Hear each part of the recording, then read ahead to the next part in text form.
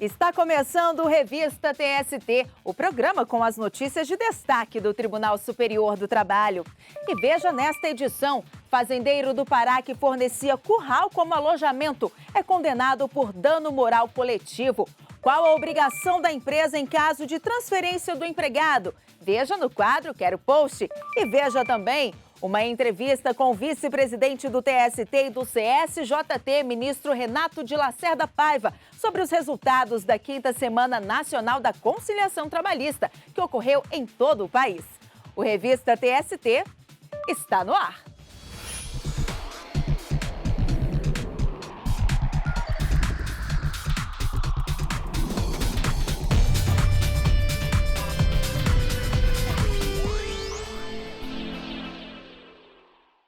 Nós começamos o Revista TST trazendo um caso julgado pela Seção 1 de Dissídios Individuais, responsável por uniformizar a jurisprudência trabalhista. Acompanhe na reportagem. Vigilantes, médicos, frentistas. Muitos profissionais trabalham no horário em que, normalmente, a maior parte das pessoas dorme. E é justamente por isso que a lei prevê alguns direitos específicos para eles. Está previsto na Consolidação das Leis do Trabalho. É considerado trabalho noturno aquele executado entre 10 horas da noite e 5 horas da manhã do dia seguinte. O artigo diz ainda que, salvo em casos de revezamento semanal ou quinzenal, o trabalho noturno terá remuneração superior ao diurno, tendo um acréscimo de 20% sobre a hora diurna. A hora do trabalho noturno é computada como de 52 minutos e 30 segundos. No Espírito Santo, um maquinista da Companhia Vale, que cumpria expediente de meia-noite às 6 horas da manhã, entrou com ação na Justiça, alegando que a empresa não pagava a prorrogação da hora noturna. Em defesa, a Vale alegou que a norma coletiva de trabalho da categoria considera como noturno somente aquele trabalho prestado das 10 horas da noite às 5 horas da manhã e que, por isso, não há que se falar em prorrogação da jornada noturna no período de 5 às 6 horas da manhã, mas sim em cumprimento do horário normal de trabalho. Segundo a Vale, o acordo coletivo de trabalho da categoria estabelece que o empregado sujeito ao horário noturno, prestado das 10 horas da noite de um dia às 5 horas da manhã do dia seguinte, recebe sobre o valor da hora normal um adicional de 60%, sendo 20% pelo trabalho executado nos 52 minutos e 30 segundos previstos na CLT e 40% para pagamento dos 7 minutos e 30 segundos restantes. Como o Tribunal Regional do Trabalho da 17ª Região condenou a empregadora ao pagamento da prorrogação da hora, a Vale recorreu ao TST, que manteve a decisão. Os ministros da 6ª turma destacaram que a cláusula da norma coletiva, apontada pela empresa, prevê somente o pagamento do adicional de 60% e não dispõe sobre a prorrogação da jornada. Mas eles explicaram que o pagamento do adicional noturno tem a finalidade de compensar o desgaste físico e mental do empregado e que as horas trabalhadas após as 5 horas da manhã devem ter o mesmo tratamento remuneratório das antecedentes. A Vale entrou com um novo recurso na Seção 1 de Dissídios Individuais e a relatora do caso, ministra Maria Cristina Peduzzi, aceitou o pedido. A ministra citou precedentes e explicou que, em 2017, a SDI1 firmou o entendimento em reconhecimento à livre negociação coletiva. A SDI1 firmou o entendimento de ser indevido o adicional noturno quanto às horas prorrogadas em período diurno se houver norma coletiva, se há norma coletiva, prevendo percentual superior ao legal e limitando o trabalho noturno ao período entre as 22 de um dia e 5 do dia seguinte. Todos os ministros tiveram o mesmo entendimento da relatora. Dessa forma, o empregado não tem direito ao pagamento das diferenças de adicional noturno pela prorrogação da jornada de trabalho no período diurno. E a Seção 2 de Dissídios Individuais também julgou um caso importante. O repórter Rafael Oliveira acompanhou os trabalhos por lá e traz os detalhes para a gente. Olá, Rafael. Olá, Ana Amélia. A Seção 2 de Dissídios Individuais do Tribunal Superior do Trabalho negou o pedido de empregados da IASAC do Brasil, de Nossa Senhora do Socorro, em Sergipe. Eles recorreram à Justiça do Trabalho depois de serem dispensados pela empresa. Na ação trabalhista, os profissionais reivindicaram a estabilidade garantida a dirigentes sindicais. O problema foi que o pedido de registro do sindicato no extinto Ministério do Trabalho não foi comprovado, o que foi considerado no julgamento uma condição necessária para que os empregados tivessem estabilidade. O juízo de primeiro grau chegou a determinar a reintegração por avaliar que os empregados tinham a garantia provisória. Essa sentença teve como base o estatuto, a ata de posse dos membros da diretoria e o comunicado em que o sindicato informava a empresa sobre a eleição. Mas a partir do segundo grau, o entendimento foi outro. Acompanhe na reportagem. O Tribunal Regional do Trabalho da 20ª Região em Sergipe reformou a sentença porque o pedido do registro sindical não foi formalizado junto ao extinto Ministério do Trabalho. Os empregados, então, recorreram ao Tribunal Superior do Trabalho. Para a relatora do caso, na seção 2 de dissídios individuais, ministra Maria Helena Malman, a falta de conclusão do processo de registro não impede a estabilidade provisória. Os atos constitutivos estão depositados em cartório. Então, a questão é se nós vamos depender, para reconhecer a garantia, a necessidade da outorga da carta sindical pelo o registro do Ministério do Trabalho, ou bastaria que os atos fossem depositados em cartório. Mas o ministro Douglas Alencar divergiu da relatora. Segundo ele, para o reconhecimento da garantia provisória de emprego, prevista no artigo 8º, inciso 8, da Constituição da República e artigo 543, parágrafo 3º da CLT, não basta o registro dos estatutos sindicais no cartório de registro civil de pessoas jurídicas. Além disso, o ministro lembrou que o Supremo Tribunal Federal esclareceu a definição de entidade sindical. As prerrogativas que a Constituição atribui às entidades sindicais e aos dirigentes sindicais pressupõem o reconhecimento da chamada personalidade jurídica sindical. Essa é a construção do Supremo Tribunal Federal. Enquanto não há sequer dedução do pedido junto ao Ministério do Trabalho e Emprego, ainda que exista uma associação civil, não se poderia atribuir as garantias que são destinadas apenas às entidades tipicamente sindicais. Aqui é uma associação civil, ainda que use o título, a razão social, a denominação desse sindicato. Após o pedido de vista, o julgamento foi retomado com o voto do vice-presidente do TST, ministro Renato de Lacerda Paiva, que acompanhou a divergência. Há um registro fático de que não há nos autos comprovação sequer de pedido do registro do sindicato no Ministério do Trabalho. Neste caso aqui, como há esta afirmação clara de que sequer houve pedido de registro do sindicato, eu entendo que realmente, nesta hipótese, não havendo nenhum ato antissindical, o fato da constituição do sindicato simplesmente não seria suficiente para autorizar a estabilidade. O caso dividiu os ministros. Votaram com a relatora, ministra Maria Helena Malman, pelo reconhecimento da estabilidade dos empregados, o corregedor-geral da Justiça do Trabalho, ministro Lélio Bentes Correia, e a ministra Delaide Miranda Arantes. E votaram com a divergência aberta pelo ministro Douglas Alencar contra o reconhecimento de estabilidade, o vice-presidente do TST, ministro Renato de Lacerda Paiva, e os ministros Emanuel Pereira, Agra Belmonte, Alexandre Ramos e Dezena da Silva. Assim, por maioria de votos, a SDI 2 negou provimento ao recurso dos empregados da IASAC do Brasil, que pretendiam ser reintegrados ao trabalho. E depois do intervalo, quais as obrigações da empresa em caso de transferência do empregado? Você confere no quadro Quero Post.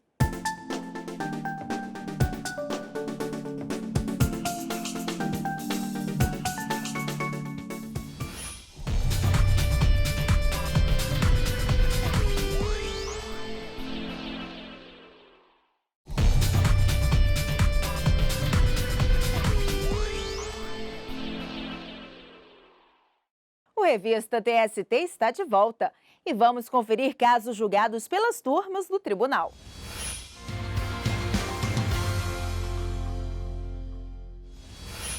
O giro de notícias começa pela primeira turma. Um fazendeiro do Pará que fornecia curral como alojamento aos empregados foi condenado por dano moral coletivo. De acordo com o processo, os trabalhadores rurais dormiam no mesmo curral destinado aos bois, onde não havia banheiro nem energia elétrica. O TRT da 8ª Região havia mantido sentença que condenou o proprietário ao pagamento de indenização no valor de R$3 milhões, mas ele recorreu ao Tribunal Superior do Trabalho. Ao julgar o caso, o relator, ministro Hugo Scheuermann, reconheceu o dano moral coletivo, mas em relação ao valor da condenação, destacou que ainda que se trate de grande produtor rural com conduta reincidente, R$3 milhões seria desproporcional. Por maioria, a primeira turma deu provimento ao recurso e determinou o pagamento de indenização por dano moral coletivo no valor de R$200 mil. E a quinta turma condenou uma indústria de alimentos por não conceder pausa de 10 minutos ao auxiliar de produção. O Tribunal Regional do Trabalho da 9ª Região no Paraná havia negado o pedido feito pela auxiliar de produção da Averama Alimentos. Na ação trabalhista, a empregada pediu que fossem pagos como extras os 10 minutos de pausa que ela deveria ter usufruído a cada 90 minutos de trabalho. A reivindicação foi feita com base no artigo 72 da CLT, que diz: nos serviços permanentes de datilografia, escrituração ou cálculo, a cada período de 90 minutos de trabalho consecutivo, corresponderá um repouso de 10 minutos não deduzidos da duração normal de trabalho. Mas, para o TRT, o artigo da CLT não comportaria incidência analógica no caso da auxiliar de produção. O caso chegou à quinta turma do TST, após a empregada entrar com recurso de revista. O relator, ministro Douglas Alencar, assinalou que a norma regulamentadora 31 do extinto Ministério do Trabalho determina que devem ser garantidas pausas para descanso no caso de atividades realizadas necessariamente em pé. Como a norma não especifica as condições ou tempo de duração das pausas, o relator avaliou que é admitida a aplicação analógica dos intervalos previstos no artigo 72 da CLT. A decisão foi unânime. Encerramos o giro de notícias com o caso da sexta turma. Um operador de triagem que pretendia que o Vale Transporte pago em dinheiro fosse integrado ao salário teve o pedido negado. Os juízos de primeiro e segundo grau haviam julgado a ação procedente. Entenderam que, na ausência de previsão em acordo ou convenção coletiva, o pagamento habitual do Vale Transporte em dinheiro e não por meio de vales tem natureza salarial. Mas, para o relator do caso no TST, ministro Augusto César, a jurisprudência do TST entende que o pagamento do benefício em dinheiro não altera a natureza indenizatória, o que impede a repercussão nas parcelas salariais. E essa e outras notícias você também encontra na página do TST no Facebook e ainda pode aproveitar para comentar as decisões. O endereço é facebook.com/TSTJus. E vamos conferir uma dúvida trabalhista publicada nas redes sociais com a hashtag #QueroPost.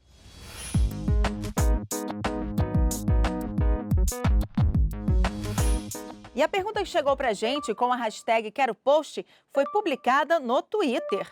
Foi transferido pela empresa para outro local de trabalho. Eles devem me pagar algo por isso? Veja na reportagem. Cleberson trabalhava em uma empresa de telemarketing como analista de sistemas.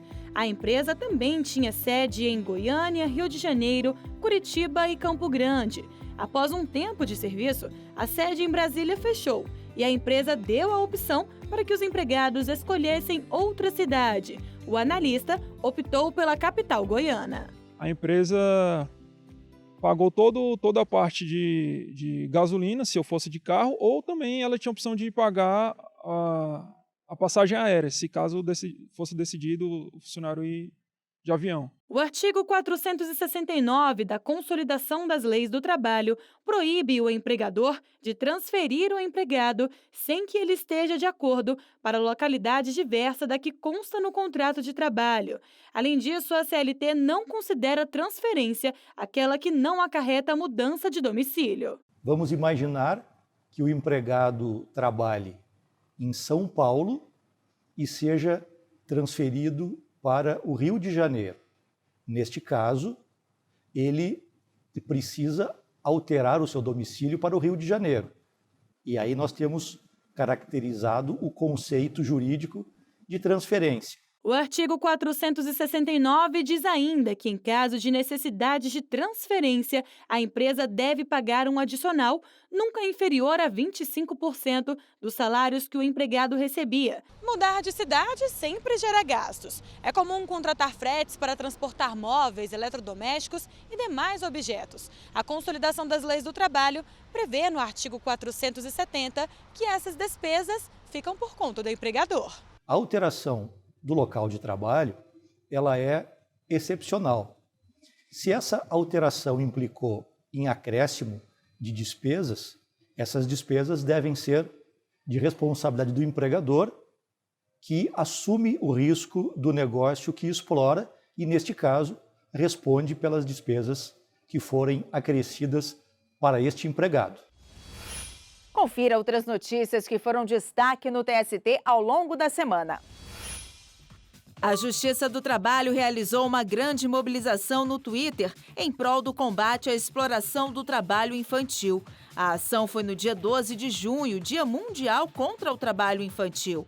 A Unicef, o Papa Francisco e celebridades como Lázaro Ramos, Xuxa e Kaká usaram a hashtag Brasil Sem Trabalho Infantil para alertar e conscientizar a sociedade sobre esse problema social.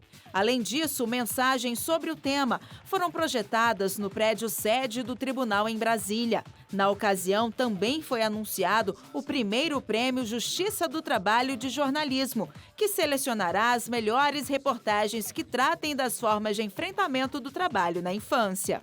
Em visita ao Tribunal Regional do Trabalho da 5ª Região, na Bahia, o presidente do TST, ministro Brito Pereira, foi agraciado com a comenda Ministro Coqueijo Costa, da Ordem do Mérito Judiciário do Trabalho da Bahia.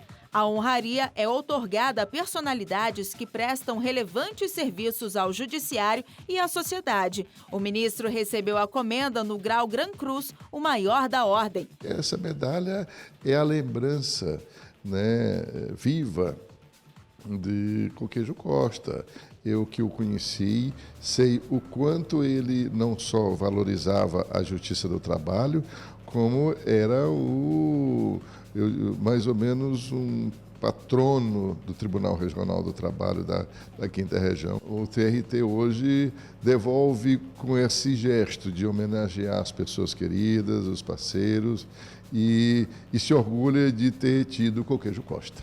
O presidente também participou da abertura da exposição Um Mundo Sem Trabalho Infantil, montada no Shopping Bahia, em Salvador. A Comissão de Constituição, Justiça e Cidadania do Senado aprovou por unanimidade o nome do desembargador Evandro Pereira Valadão Lopes, do Tribunal Regional do Trabalho da 1ª Região, no Rio de Janeiro, para ocupar a vaga de ministro do Tribunal Superior do Trabalho. A vaga destinada à magistratura foi aberta após a aposentadoria da ministra Maria de Assis Calcin. A indicação segue para a apreciação do plenário da Casa em regime de urgência. O Tribunal Superior do Trabalho, o Supremo Tribunal Federal e o Superior Tribunal de Justiça estão reunindo esforços para tornar cada vez maior a inclusão de pessoas com deficiência. Foi assinado um termo aditivo do Acordo de Cooperação Técnica, Rede de Acessibilidade e Inclusão da Pessoa com Deficiência. O objetivo é trocar experiências bem-sucedidas em projetos e programas, além de tecnologias usadas na promoção de acessibilidade. Representantes do Senado Federal, da Câmara dos Deputados e do Tribunal de Justiça do Distrito Federal e Territórios também assinaram o termo aditivo. E no próximo bloco, uma entrevista com o vice-presidente do TST e do CSJT, ministro Renato de Lacerda Paiva, sobre a 5ª Semana Nacional da Conciliação Trabalhista, que ocorreu em todo o país.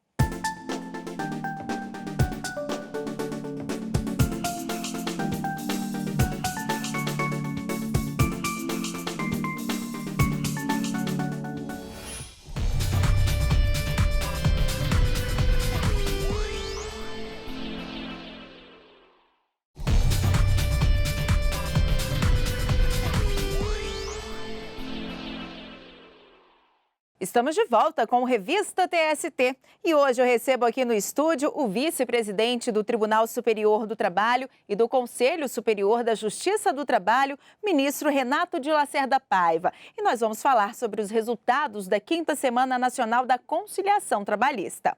Seja muito bem-vindo, ministro. Prazer. Bom, ministro, foram números bastante satisfatórios este ano, né? A 5ª Semana Nacional da Conciliação Trabalhista superou a do ano anterior em relação a valores homologados? Superou e em muito para surpresa nossa, né? Nós conseguimos conciliar cerca de 1 bilhão e 200 milhões de reais. O ano passado esse montante chegou a 870 milhões. Por que eu digo para surpresa nossa? Porque, por ocasião da semana de 2018, nós tínhamos no Brasil cerca de 40 Sejusques. E hoje nós temos 80. O que isso significa? Significa que, na verdade, os Sejusques já vêm fazendo esse trabalho no dia a dia como um trabalho de rotina. Para você ter uma ideia, no ano passado, 2018, os Sejusques conciliar o montante de 3 bilhões e 200 milhões de reais. Então, a nossa estimativa é que este ano haveria mesmo um decréscimo na medida em que esse trabalho já vem sendo feito durante todo o ano de uma forma rotineira. Para surpresa nossa, esse número foi muito maior. Por quê? Porque, na verdade, os tribunais, inteligentemente, focaram na semana do teste de conciliação as grandes causas. Então, nós tivemos conciliações de causas massivas, com um número muito grande de pessoas e com valores muito expressivos. Então, este foi o resultado de uma estratégia que deu certo, adotada pelos tribunais regionais.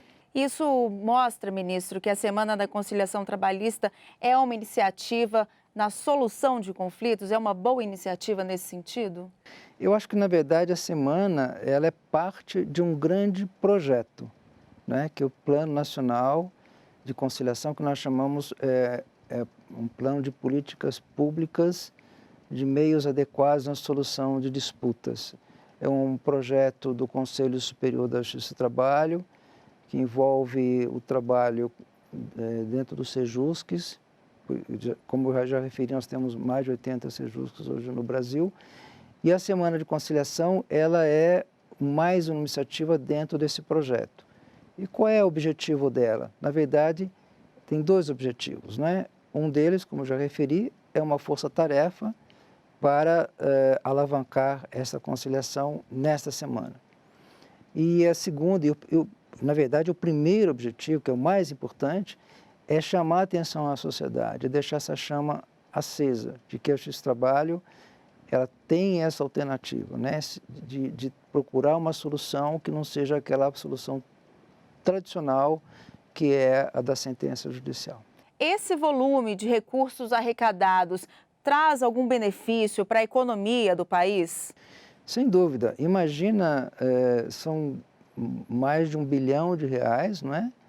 Injetados na economia através dos trabalhadores que receberam ou vão receber esse dinheiro e, obviamente, esse valor todo, ele desencadeia todo o processo de alavancagem da economia. E como o senhor mencionou no início da entrevista, na edição deste ano a gente teve a inauguração de mais um centro judiciário de métodos consensuais de solução de disputas, o Sejusc. Qual é o papel deles, ministro? Bem, eu tive a oportunidade de inaugurar o Sejusc do TRT da Primeira Região, no Rio de Janeiro, no dia da abertura da semana. Um Sejusc muito bem aparelhado, com cerca de 20 salas, com a formatação adequada nos termos da Resolução 74, que cria um ambiente de acolhimento, de harmonia e permite às partes um diálogo mais distensionado. Esta é a filosofia do Sejusc. A partir de um projeto elaborado pelo CNJ com a Resolução 125 de 2010, referendado pelo Conselho Superior do Trabalho, pela Resolução 74 de 2016. Então vamos fazer um giro, ministro, pelas conciliações no país. Quais acordos e iniciativas o senhor poderia destacar para a gente? Eu poderia destacar, dentro daquilo que disse inicialmente, 2 grandes acordos. Um deles, no TRT do Rio de Janeiro, um acordo com a UERJ, envolvendo cerca de 1.000 professores. E outro no TRT da Bahia, com 2 construtoras, envolvendo mais de 2.200 trabalhadores. Então, passada a Semana Nacional da Conciliação Trabalhista, quem ainda quiser buscar algum acordo vai ter que esperar a edição do ano que vem? Não, como eu disse também, esse é um trabalho que faz parte de uma política pública que é efetuado diuturnamente, de forma continuada. Então, nossos Sejuscs estão aí, trabalhando todos os dias. Então, quem tiver interesse em ter o seu processo pautado, basta procurar o supervisor do Sejusc e pedir que o seu processo seja incluído na pauta e seja realizada uma audiência de conciliação. Bom, ministro, muito obrigada pela entrevista. Foi um prazer. Bom, e nós ficamos por aqui. Outras notícias do Tribunal Superior do Trabalho você pode conferir no nosso site ou pelas redes sociais. Muito obrigada pela companhia e até semana que vem.